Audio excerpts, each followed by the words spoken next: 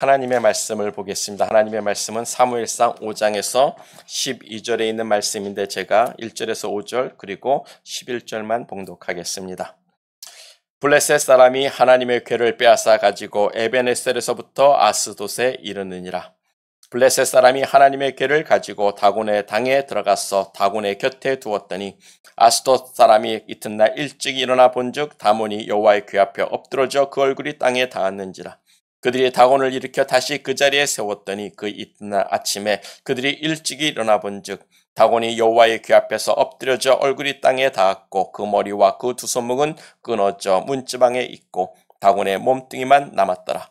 그러므로 다곤의 제사장들이 다곤의 당에 들어가는 자는 오늘까지 아스돗에 있는 다곤의 문지방을 밟지 아니하더라. 여호와의 손이 아스돗 사람에게 엄중히 더하사 독종의 재앙으로 아스돗과 그 지경을 쳐서 망하게 하니 11절 이에 보내어 블레셋 모든 방백을 모으고 가로되 이스라엘 신의 궤를 보내어 본초로 돌아가게 하고 우리와 우리 백성 죽임을 면케하자 하니 이는 온 성이 사망의 환난을 당함이라. 거기서 하나님의 손이 엄중함으로 죽지 아니한 사람들은 독종으로 치심을 받아 성읍의 부르짖음이 하늘에 사무쳤더라. 여기까지만 제가 봉독했습니다. 벌써 11월 달입니다. 왠지 가을의 끝자락에 금방 다가갈 것 같은 그런 계절이 되어버렸습니다. 우리가 이 가을 가기 전에 예수님을 만나는 저와 우리 모두가 되기를 축복합니다. 우리가 가을 기도회로 3주를 작정하고 지금 기도를 하고 있는데 여러분 힘드시죠? 그러나 아직 한 주가 남았습니다. 여러분 힘을 세이브하시고 우리가 힘을 내기를 원합니다. 유종의 미라고 하잖아요. 시작보다는 끝이, 항상 끝이 중요한 거예요. 끝이 아름다운 겁니다. 우리가 하나님께서 우리의 기도에 응답하실 것을 믿고 우리가 끝까지 힘써 기도하는 저와 우리 모두가 되기를 간절히 축복합니다. 하나님의 말씀을 보면 하나님은 하나님을 존중히 여기는 자를 하나님도 존중히 여기시겠다고 말씀하셨어요. 하나님은 하나님을 멸시하는 자를 하나님도 아주 멸시해서 경멸히 여기시겠다고 했습니다. 그 말씀은 곧 나도 인격이 있다라는 말씀이 되는 거예요. 그래서 지난주에 인격적인 믿음을 갖자라고 말씀을 드렸는데 여러분 다들 기억하시죠? 그래서 하나님이 하나님을 멸시한 그 엘리 제사장 집안과 이스라엘을 아주 멸시해서 하나님이 그들로 심판을 받게 하셨어요. 블레셋의 전쟁에서 패하게 하시고 그날에 이스라엘 군대 3만 명을 죽게 내버려 뒀습니다. 그리고 하나님이 말씀하신 대로 그날에 엘리 제사장 집안의 어른이 하나도 없도록 엘리 제사장도 죽이시고 그 두 아들도 함께 그날에 다 죽임을 당케 하셨어요. 이게 하나님을 멸시한 자들에 대한 하나님의 진노요 심판이었습니다. 그리고 그 전쟁으로 하나님의 언약궤, 즉 하나님의 보좌를 블레셋 사람들에게 빼앗기게 됩니다. 전리품이 되어버렸어요. 그래서 사무엘상 4장 22절을 보면 비느하스의 아내가 그날 자기 남편과 시부가 죽었다는 소식을 듣고 갑자기 해산을 하면서 하는 말이 하나님의 언약궤를 빼앗겼으므로 이젠 하나님의 영광이 우리 이스라엘에게서 떠났다라고 선포하면서 아들을 낳습니다. 맞습니다. 하나님의 언약궤는 하나님께서 이스라엘과 함께 하시는 하나님의 임재를 나타내는 증표예요. 하나님의 영광을 나타내는 상징적인 물건이었습니다. 근데 그 상징적인 하나님의 물건을 빼앗겼으므로 이젠 하나님의 영광이 이스라엘을 떠났다라는 거예요. 그런데 이게 인본주의적 생각 아닌가요? 하나님을 우상같이 여기는 것 아닐까요? 하나님의 언약궤는 하나님의 임재와 하나님의 영광을 나타내는 자리가 맞습니다. 그러나 무조건 그 언약궤가 있다고 하나님의 영광이 나타나고 하나님의 임재가 있는 것 아니라는 거예요. 하나님과의 인격적인 만남이 있고 하나님을 하나님으로서 존중될 때 그 언약궤가 그 언약궤의 역할을 할 수 있는 겁니다. 하나님을 존중하지 않는 것이 하나님의 영광이 우리에게서, 이스라엘에게서, 우리의 삶에서 떠나가는 삶의 모습이 될 줄 믿습니다. 하나님을 존중하지 않으면 그 언약궤는 그저 나무 박스에 지나지 않습니다. 하나님의 성전도 마찬가지. 우리가 아무리 멋있게 주고 웅장하게 주고 아름답게 줬어도 하나님을, 그 예배를 존중하지 않으면 그 예배에는 하나님이 안 계세요. 그 말은 그 성전에 하나님이 없다라는 의미가 될 겁니다. 저기에 걸려있는 십자가도 마찬가지요. 그 십자가가 우리를 구원하시는 하나님의 능력일진데 예수님을 온전히 믿는 자들에게 주시는 능력이지 예수님을 우습게 여기는 자들에게 저 십자가가 구원을 주는 것 절대 아니란 말입니다. 우리가 이 하나님을 존중하지 않고 우리 예수님을 존중하지 않으면 그 언약궤도 저 십자가도 성전도 아무것도 아니라는 거예요. 하나님은 우상이 아닙니다. 하나님은 우리와 같이 인격을 가지신 하나님이에요. 하나님을 존중할 때 하나님의 영광이 우리와 함께하는 줄 믿습니다. 그래서 너희는 오직 여호와를 앙망하라는 거예요. 오직 여호와를 앙망하는 자에게는 하나님이 새 힘을 주신다고 말씀하고 있습니다. 그래서 사무엘서는 우리에게 말합니다. 오직 그만 섬기라. 오직 그만 섬기라는 거예요. 너희 마음에 두 마음을 품지 말라는 겁니다. 우상도 섬기고 하나님도 섬기고 돈도 섬기고 하나님도 섬기고 정말 세상도 섬기면서 하나님도 섬기는 게 아니라 오직 그만 섬기라는 거예요. 그게 하나님의 인격자를 대하는 우리의 신앙인 줄 믿습니다. 하나님을 하나님으로 바로 섬길 때 하나님의 언약궤에 하나님의 영광이 나타나는 하나님의 보좌가 되는 거예요. 하나님은 우상이 아닙니다. 그래서 오늘 살아 역사하시는 이 하나님이란 제목으로 우리가 말씀을 나누고자 합니다. 하나님은 살아 역사하시는 하나님이다. 그 말인즉 하나님은 뭐라고요? 우상이 아니라는 거예요. 오늘 본문이 그 말씀을 하고 있는 줄 믿습니다. 첫 번째로 살아 역사하시는 하나님을 생각해 볼 때 다곤 신당에 놓여진 하나님의 그 언약궤를 우리가 생각해 보자고요. 본문 2절입니다. 2절을 보면 블레셋 사람이 하나님의 언약궤를 가지고 다곤의 신당에 들어가서 다곤 곁에 두었다라고 이야기를 하고 있어요. 그러니까 블레셋 사람들이 전쟁에서 승리하고 하나님의 언약궤를 전리품으로 삼아서 자신들의 신 다곤 옆에 갖다 놓은 겁니다. 그 말인즉 오 다곤 신이여 이스라엘 신 여호와를 다곤에게 바치나이다. 그 여호와를 저희 여호와를 엄히 다스려 주옵소서. 뭐 그런 거 아니겠어요? 그런 의미로 다곤 신당 앞에다 갖다 놓은 거예요. 왜냐하면 그 당시의 전쟁은 신들의 전쟁이었습니다. 모든 백성들이 자기들이 섬기는 신이 있었고 그 신을 의지하고 전쟁을 하는 거예요. 그리고 전쟁에서 이기면 우리 신이 우리를 도왔다라고 찬양하고 경배하는 거예요. 근데 전쟁에서 패하면 그 신이 별것 아니네 갖다 버립니다. 그리고 어디에 더 능한 신을, 더 큰 신을, 뭔가 좀 더 근엄해 보이는 신을 갖다가 또 수입해 와서 섬기는 거예요. 아니면 우리의 신앙심이 부족했어.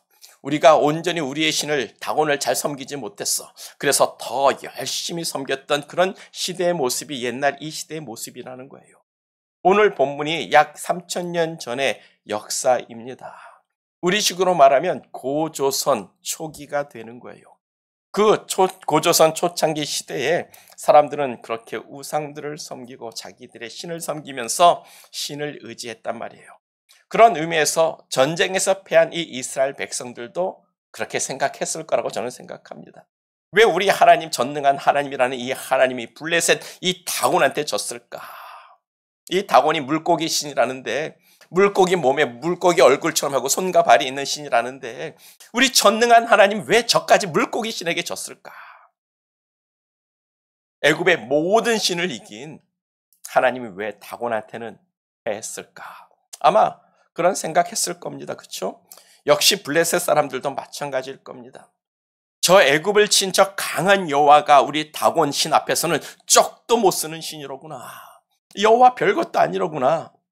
이렇게 생각하고 여호와의 언약궤를 다곤 신전 앞에다 집어넣어 버린 거예요. 다곤 신 앞에다. 그런 사람들의 생각 속에서 여호와 하나님은 아니 나는 아니야. 나는 살아 역사는 권능의 하나님이야. 그거를 오늘 본문에서 보여주고 있었단 말입니다. 본문 3절이에요. 아스돗 사람들이 일찍 일어나 다곤 신당에 들어가 봤어요. 어떻게 우리 다곤 신이 여호와의 신을 잘 잡아먹고 있나? 그럼 들어가 봤습니다. 들어갔는데 깜짝 놀라버리는 거예요. 블레셋의 신 다곤이 여호와 귀 앞에서 머리를 땅에 대고 이마를 땅에 대고 엎드려서 쫙 덮어져 있는 겁니다. 여러분, 이게 의미하는 바가 뭐라고 생각합니까? 여호와 하나님은 신 중에 신이라는 거예요. 블레셋 족속의 신 다곤조차도 여호와 하나님께 엎드려 경배해야 되는 그런 존재라는 것을 여호와 하나님께서 능히 보여주시는 겁니다. 그런데 그렇게 깊은 뜻을 사람이 알 리가 없겠죠. 그래서 사람들이 생각하는 바가 뭘까요? 아니, 왜 우리 신 다곤이 쓰러져 있지? 우리가 못을 단단히 박아놓지 않았나? 그렇게 생각하는 거예요. 그게 우상을 섬기는 사람들의 생각입니다. 그래서 다시 다곤 그 신상을 일으켜 세워서 다시 넘어지지 않게 열심히 못으로 박아 세워놓는 거예요. 그게 우상입니다. 이 우상을 자신의 신이라고 섬기는 자는 하나님이 가증하다고 이사야서에서 분명히 말씀했어요. 사람의 생각이 그 정도밖에 안 되니까 하나님께서 니들이 아직도 이해 못하는구나. 그래서 더 놀라운 광경을 보여주시는 거예요. 본문 4절입니다. 이튿날 아침에 그들이 일찍 일어나 본즉 다곤이 여호와 귀 앞에 엎드려져 얼굴은 땅에 닿았고 그 머리와 두 손목은 끊어져 문지방에 있고 다곤의 몸뚱이만 남았더라. 이번의 상황은 이전 상황보다 아주 심각한 상황이에요. 다곤이 여호와 앞에 납작 엎드려서 얼굴을 땅에 대고 있는 것, 절하는 모습, 그 모습으로도 황당한데 이번엔 그 머리가 잘라져 있습니다. 한마디로 뭐예요? 참수를 당했습니다. 여호와가 그 우상의 목을 베버린 거예요. 하나님께서 이놈아 하신 겁니다. 네가 어디서 내 앞에서 신 노릇하고 있느냐. 하나님의 진노한 모습을 그대로 보여주고 있는 거죠. 그리고 다곤의 두 손목이 문지방을 붙잡고 쓰러져 있어요. 문지방에 손을 얹어놨다고 이야기합니다. 이 모습이 여러분들에겐 어떻게 보이십니까? 블레셋의 신 다곤이 여호와 하나님을 보고 아이고 무서워해서 도망가는 게 기어서 도망가는 모습이에요. 도망가서 문지방까지 딱 잡았는데 하나님께서 뒤통수 딱 잡고 어디가 이놈 시켜 그러고 와가지고 그 머리를 당장 잘라버린 겁니다. 특별히 히브리 말로 손이란 영광을 나타내는 단어예요. 여러분들이 찬양할 때 손을 들고 찬양한다는 것은 말은 안 해도 그 손이 의미하는 바가 하나님께 영광을 돌린다는 의미가 됩니다. 그런 의미에서 다곤의 손목, 이 손이 잘라져 있다는 것 자체가 뭡니까? 그의 영광이 다했다라는 의미가 되는 거예요. 다곤의 영광은 거기서 끝났다라는 겁니다. 살아 역사하시는 하나님은 우상을 심판하시는 하나님이 되신다는 거예요. 그 하나님이 다곤에게 패한 겁니까? 아닙니다. 하나님의 백성들이 하나님을 우습게 여기니까 하나님도 그럼 너도 한번 당해보라고. 그래, 너도 한번 당해봐. 너도 멸시를 당해봐. 나한테 멸시를 한번 당해봐. 그래서 하나님이 외면해버린 거예요. 하나님이 외면하는 것이 멸시를 당하는 것 아닙니까? 우리가 하나님께 멸시를 당하는 거예요. 그러나 뭡니까? 나는 우상이 아니라는 거예요. 니들이 나를 메고 오는 그런 우상이 아니라는 거예요. 나는 살아 역사하시는 하나님이라는 것을 하나님은 다곤 신당에서 그 하나님의 존재와 능력을 이방 민족 가운데서 밝혀 보여내고 있습니다. 그래서 본문 5절을 보면 블레셋 사람들이 다곤의 신당에 들어갈 때 문지방을 밟지 않았다라고 이야기를 해요. 즉 다곤의 손이 그 다곤의 영광이 그 문지방에 있었기 때문에 그 영광을 밟지 않고 지나갔다는 의미가 됩니다.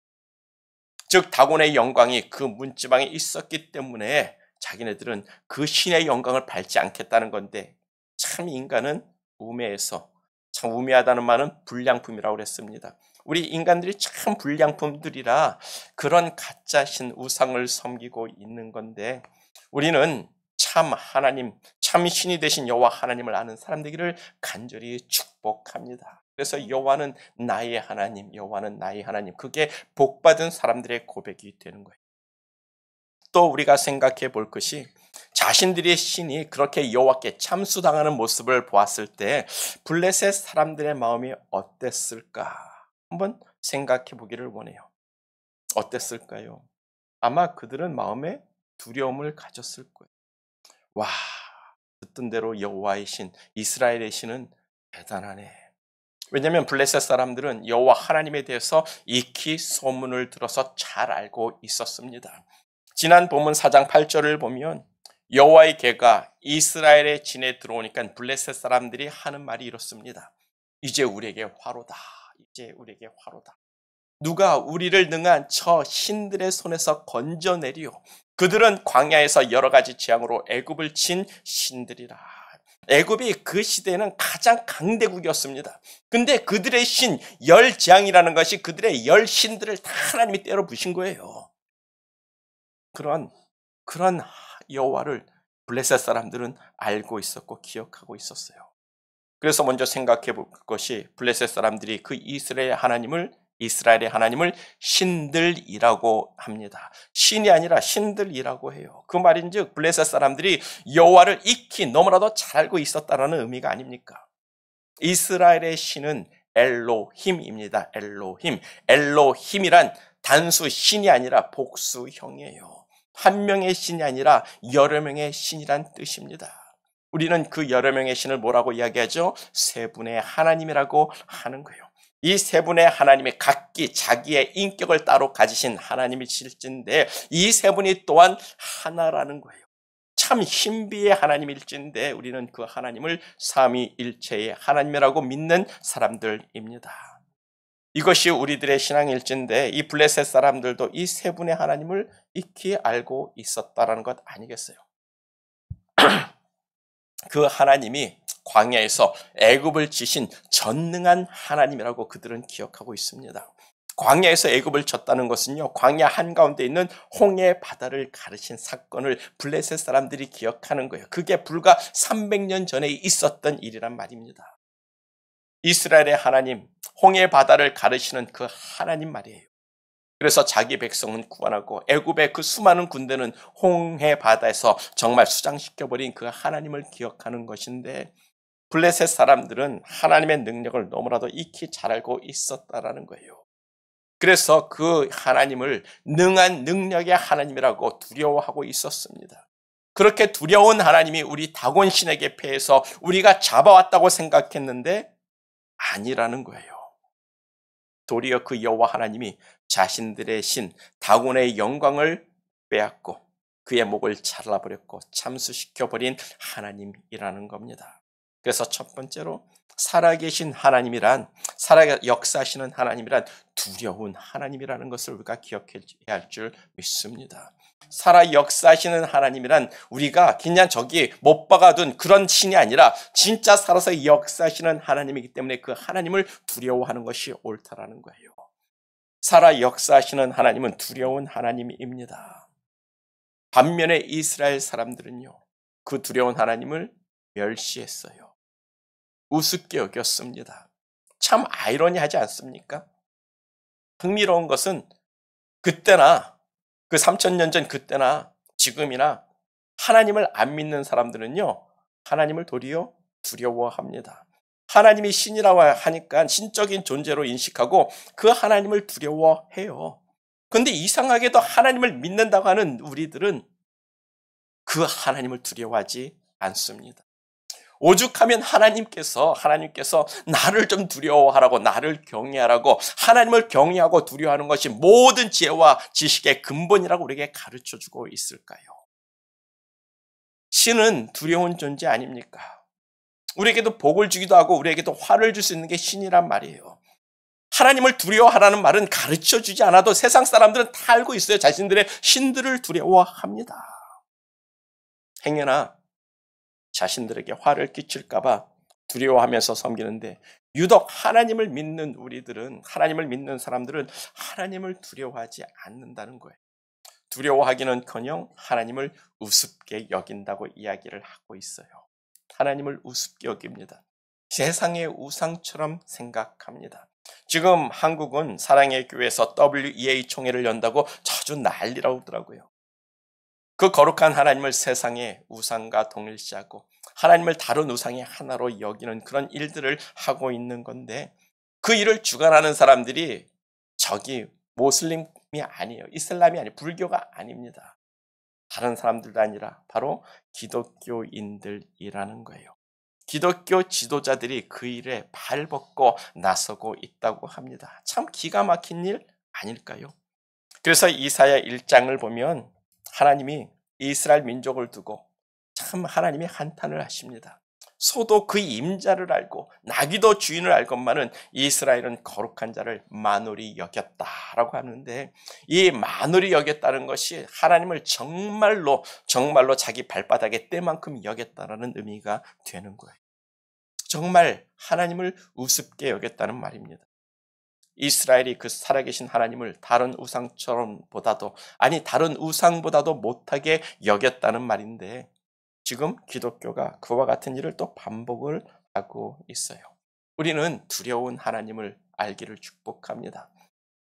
어저께 제가 말씀을 드렸나요? 부활, 하나님은 우리 믿는 사람만 부활시키는 하나님이 아니에요. 하나님은 우리 예수를 믿는 사람들을 죽음에서 다 부활시킵니다. 그게 첫째 부활이에요. 근데 성경에는 그 다음에 또 부활이 있습니다. 바다와 산과 어디에 있는 모든 자에게 죽은 자를 다 내놓으라고 하나님이 명하십니다. 그리고 백보자 심판에서 그 세상 모든 사람들을 부활시켜가지고 백보자 심판에서 하나님이 예수 믿은 사람은 천국으로, 그리고 예수를 믿지 않은 사람은 부활시켜서 지옥으로 던지시는 정말 두려운 하나님이란 말이에요. 하나님은 말 못하는 우상이 아니에요. 하나님은 벽에다 못 박아 세워둔 신이 아닙니다. 살아서 역사하시는 하나님일진데 능히 우상이라도 그렇게 심판하시는 하나님이라고 말씀하고 있는 거예요. 하나님이 능력이 없어서 블레셋 사람들에게 잡혀온 것이 아니란 말입니다. 하나님의 백성이 하나님을 존중해 주지 않으니까 하나님도 나도 역사하지 않겠다는 거예요. 나도 너희를 돕지 않겠다라는 겁니다. 그게 이스라엘 민족이 전쟁에서 패한 이유고, 여호와의 언약궤가 다곤의 신전에 들어가게 된 이유라는 거예요. 그와 같이 우리가 하나님을 존중하지 않으면 우리가 3주가 아니라 3년을 작정하고 기도해도 하나님은 역사하지 않습니다. 먼저 하나님을 존중하는 우리 모두가 되기를 축복합니다. 그래서 두 번째로 살아 역사하시는 하나님이란 인격을 가지신, 즉 감정을 가지신 하나님이란 것을 우리가 알아야 되는 거예요. 하나님도 우리와 같은 감정을 가지셨어요. 하나님도 우리와 같이 슬퍼하실 줄 압니다. 하나님도 우리와 같이 즐거우면 기뻐할 줄 압니다. 하나님도 우리와 같이 마음의 상처를 받으시는 하나님이에요. 하나님은 감정이 있어서 나는 질투하는 하나님이라고 하나님이 말했습니다. 나 말고 다른 신 섬기면 나는 질투하는 하나님이야. 그 질투가 심해서 천대까지라도 내가 저주하겠다라고 그렇게 십계명에 말씀하고 있지 않습니까? 얼마나 두려운 하나님인지 생각해 보셔야 되는 거예요. 이렇게 말하면 뭐 할지 모르겠지만 우리 하나님도 우리처럼 잘 삐지시는 것 같아요. 우리 하나님도 우리처럼 화가 나면 머리에 뚜껑이 열리시는 하나님이란 말입니다. 하나님이 감정을 가지신 하나님이라는 것, 그것을 우리는 인격이라고 이야기하고 영어로는 퍼스널리티라고 이야기하지 않습니까? 하나님은 우리를 하나님의 모양과 형상대로 만드셨다라고 이야기를 해요. 그 말이 뭡니까? 우리를 보면 우리가 하나님을 이해할 수 있는, 내 성품, 내 모든 성격, 내 인격, 내 모든 것들을 하나님께로부터 온 거니까 나와 같이 하나님도 똑같이 그런 인격을, 퍼스널리티를 가지고 있다라는 거예요. 하나님도 감정을 가지고 있습니다. 우리들이 가진 그 감정이 다 하나님의 형상과 모양을 따라 온 감정일진데, 하나님은 우리와 다른 건 죄가 없으십니다. 그렇죠? 우리는 죄 있는 죄인들이고 하나님은 거룩한 하나님인데 그 감정은 똑같다라는 거예요. 여러분들이 하나님을 기쁘시게 하면 하나님은 기뻐 춤도 추시는 하나님이라고 저는 믿습니다. 여러분들이 하나님을 화나게 하면 하나님도 화가 치밀어 오르시는 하나님이라는 거예요. 여러분들이 하나님을 아프게 하면 하나님도 아프신 하나님이 되십니다. 그래서 나를 존중히 여기는 자는 내가 존중히 여기고 나를 멸시하는 자는 내가 아주 경멸이라는 단어를 썼어요. 경멸히 여기시겠다고 하나님이 자신의 감정을 실어서 우리에게 말씀하고 있는 거잖아요. 살아계시고 역사하시는 하나님은 우리와 같이 감정을 가지신 하나님인 줄 믿습니다. 하나님은 우리가 뭐래도 오케이. 네가 뭐래도 있어 오케이. 하나님은 아무 반응도 못하는 그런 우상이라고 여러분 착각하지 마세요. 하나님을 말 못하는 우상으로 여기지 마세요. 하나님은 여러분들이 느끼는 그런 모든 감정을 가지시고 여러분들이 어떻게 하느냐에 따라 하나님도 반응하시는 하나님이 되시는 줄 믿습니다. 그 하나님을 기쁘게 하는 자는 하나님의 복을 받을 것이고 그 하나님의 자존심을 건드리는 자는 감히 사자의 코털을 뽑은 것과 똑같다라는 거예요. 하나님을 두려워합시다. 하나님을 존중하는 우리가 되기를 축복합니다. 하나님을 한 인격체로 여기고 하나님과 인격적인 관계를 맺는 그런 믿음의 사람 되기를 간절히 축복합니다. 그래서 두 번째로 우리가 생각해 볼 것이 블레셋 사람들을 치시는 여호와 하나님이에요. 본문 6절을 보면 여호와의 손이 아스돗 사람에게 엄중히 더하사 독종의 재앙으로 아스돗과 그 지경을 쳐서 망하게 하셨다라고 말씀하고 있어요. 왜냐하면 사람들은 우매해가지고 불량품들이라 한 대 제대로 맞기 전에는 정신을 차리지 못합니다. 한 대 제대로 맞기 전에는 절대로 상황을 깨닫지 못해요. 하나님이 그 다곤의 손과 그 목을 쳐봤자 사람들은 그 일의 중함을 알지 못합니다. 그래서 여전히 하나님의 언약궤를 그 다곤의 신전에 그냥 두고 있었어요. 전리품으로, 내 전쟁의 전리품이라고 말입니다. 그래서 하나님이 이것들 정신 못 차리네. 그 다음엔 블레셋 사람을 치시는 거예요. 먼저 하나님의 손이 아스돗 사람들에게 엄중하게 임해가지고 그들에게 독종이 나게 하셨어요. 독종이라는 것은 온몸에 부스럼이 나고 종기가 나서 몸이 썩어 들어가 죽는 병이에요. 7절을 보면 그때서야 비로소 아스돗 사람들이 깨닫습니다. 하나님의 언약궤가 우리와 함께 있지 못할 것을 알았다라고 이제 그때서 깨닫는 거예요. 하나님의 손이 우리 신 다곤을 친다고 분명히 그때선 깨닫게 되는 겁니다. 지네들 신을 때릴 때는 깨닫지 못하는데 지네들이 맞으니까 그때서 깨닫게 되는 거예요. 그래서 하나님의 언약궤를 아스돗 말고 가드로 가져가. 가드로 옮겨버립니다. 그런데 뭐예요? 가드에 가서도 역시 가드도 블레셋 땅이란 말이에요. 그래서 하나님이 더 큰 권능으로 이것들 봐라. 가드를 치셨어요. 그래서 블레셋 사람들이 그 하나님의 언약궤를 자신들의 전리품으로 포기를 못하고 있으니까 또 하나님이 또 치시는 겁니다. 그 언약궤를 에글론으로 옮겨가니까 또 에글론에 또 난리가 나는 거예요. 사람들이 막 죽어나가는 겁니다. 하나님의 언약궤를 가져다가 우리를 다 죽이려 한다고 아우성을 치니까 그때서부터 백성의 리더들이 모이는 거예요. 모여가지고 본문 11절입니다. 이에 보내어 블레셋 모든 리더들을 모으고 가로되 이스라엘의 신의 궤를 보내어 본처로 돌아가게 하자. 이스라엘 땅으로 돌려보내자. 우리와 우리 백성의 죽임을 면케하지 하니 이는 온 성이 사망의 환난을 당함이라. 사람은 두들겨 맞아야 정신을 차립니다. 그렇죠? 그전에는 깨닫지 못하는 거예요. 그래서 하나님의 언약궤가 원래 있던 이스라엘 땅으로 돌아가게 되는 건데 이게 하나님의 뜻이었단 말이에요. 너희들 나 있는 곳에 돌려보내라는 거예요. 늦게 깨달은 것만큼 블레셋 족속이 하나님에게 심하게 두들겨 맞아서 많은 사람이 사망을 당했습니다. 여러분, 살아계신 역사하시는 하나님이란 우리의 삶을 주관하시는 하나님을 의미합니다. 역사하시는 하나님, 살아계신 하나님이란 우리의 삶에 간섭하시는 하나님인 줄 여러분 알아야 되는 거예요. 우리의 삶을 통해서 하나님은 그 간섭하심을 우리에게 보여주시는 겁니다. 빨리 깨닫고 돌아서라고 말. 살아 역사하시는 하나님은 우리의 삶에 간섭하시고 우리의 삶을 복되기도 하시고 우리에게 화도 주시는 하나님이 되십니다. 그 하나님은 지금도 여러분들의 삶 속에서 역사하시고 말씀하시는 하나님이라는 거예요. 우리의 삶에 어떤 문제가 도달했을 때는 하나님이 나에게 무슨 것을 원하시는지 하나님을 묵상하고 하나님의 뜻을 생각해 봐야 되는 거예요. 하나님을 믿는 사람이라면 지나가다가 돌부리에 걸려서 넘어져가지고 이마가 깨지면 하나님이 나에게 무슨 말씀하는 것 아닌가 한번 생각해 보자라고 제가 지난주에도 말씀을 드렸습니다. 저 다리 분질러지고 많이 회개했어요. 하나님 죄송합니다. 돌아보면 회개할 것 천지죠. 심장마비 왔을 때 하나님 앞에 울면서 회개했어요. 하나님 나에게 무슨 말씀 하시는지 알 것 같습니다. 우리의 삶 속에서 어떤 문제가 생기면 우리는 일단 하나님을 생각해 보자고요. 왜? 하나님이 역사하시는 하나님, 살아계신 하나님, 내 삶에 간섭하시는 하나님이 되신다는 거예요. 그리고 그 하나님을 두려워하고 회개할 줄 아는 사람 되기를 간절히 축복합니다.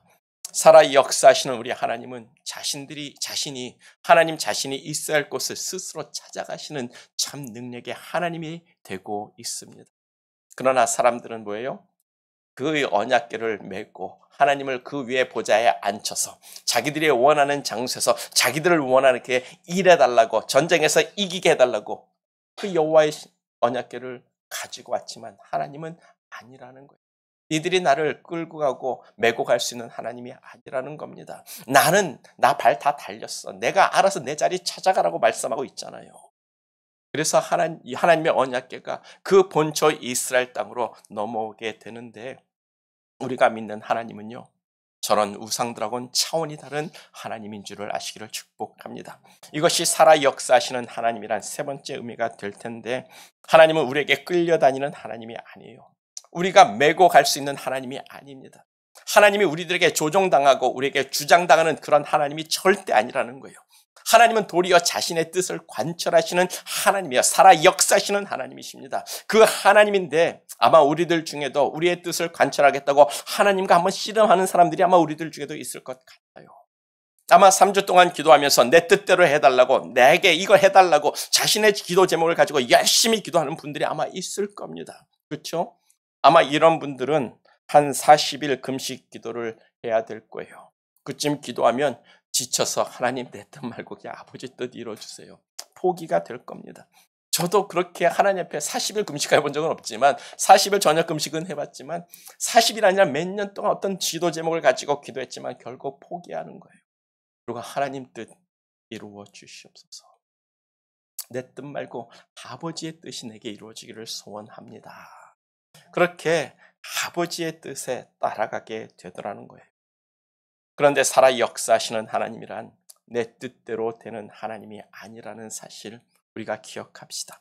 하나님이 우리를 만드셨고 하나님이 우리를 주장하십니다. 하나님의 뜻이 우리에게 관철되는 거예요. 그거를 내가 내 뜻을 관철하겠다고 계속 버티면 내 삶만 어려워지는 겁니다. 하나님을 이기려고 하지 마세요. 어떻게 해서든 내가 원하는 것을 이루려고 하나님과 씨름하지 마세요. 하나님의 뜻에 빨리 순복하는 것이 복입니다. 왜냐하면 우리의 고집은 작심삼일이지만 하나님의 고집은 뭐죠? 영원합니다. 우리의 고집이 하나님을 이길 수가 없다라는 거예요. 하나님의 뜻이 우리에게 이루어지는 것이 복일진데, 야곱이 하나님과 씨름해서 이겼다고 하니까 나도 한번 하나님과 씨름해보겠다라는 그런 도전 참 좋긴 한데 착각일 겁니다. 야곱이 하나님과 씨름해서 이긴 것도 하나님이 그걸 원하셨고 하나님이 거기까지 고난 가운데 이끌어 왔기 때문에 하나님이 원하신 씨름이기 때문에 씨름을 하게 된 거지, 우리가 씨름한다고 해가지고 하나님을 이길 수 있는 것이 절대 아니란 말이에요. 하나님은 살아서 역사하시는 하나님이 되십니다. 아멘. 그 하나님은 두려운 하나님이 돼요. 그 하나님은 우리와 같은 감정을 가지고 있기 때문에 두려운 하나님이 되시는 겁니다. 그 하나님이 이 세상을 주관하시고 우리의 삶을 주장하시는 하나님이 되시며 우리의 삶에 간섭하시는 하나님이 되십니다. 그 하나님을 내가 조종할 수 있고 내가 어깨에 메고 있고 내가 원하는 대로 되는 하나님이라고 착각하지 말고 우리는 도리어 하나님의 주장하심을 바라며 살아가는 하나님의 자녀들, 하나님의 피조물 되기를 간절히 축복합니다. 그 살아계시고 역사하시는 하나님이 여러분들의 삶을 간섭하시고 계십니다. 아멘. 그 하나님을 인격적으로 존중합시다. 그 하나님이 하나님이 되심을 인정하며 하나님을 높이는 저와 우리 모두가 되기를 간절히 축복합니다. 그래서 우리가 외웠던 말씀이죠. 사무엘상 2장 30절 후반부를 다 같이 봉독하고 말씀을 마치겠습니다. 여호와가 말하노니 나를 존중히 여기는 자를 내가 존중히 여기고 나를 멸시하는 자를 내가 경멸하리라. 다시 한번 합니다. 여호와가 말하노니 나를 존중히 여기는 자를 내가 존중히 여기고 나를 멸시하는 자를 내가 경멸하리라. 아멘. 다 같이 기도하겠습니다. 우리 기도할 때 살아계시고 역사하시는 하나님을 내가 존중하겠습니다. 내가 살아계시고 역사하시는 하나님을 내가 두려워하고 경외하겠습니다. 그 하나님과 인격적인 만남을 갖고 하나님 앞에 순종하는 자가 되기를 원합니다. 아버지의 뜻을 쫓게 하여 주시옵소서. 우리가 다 같이 한 목소리로 기도합니다.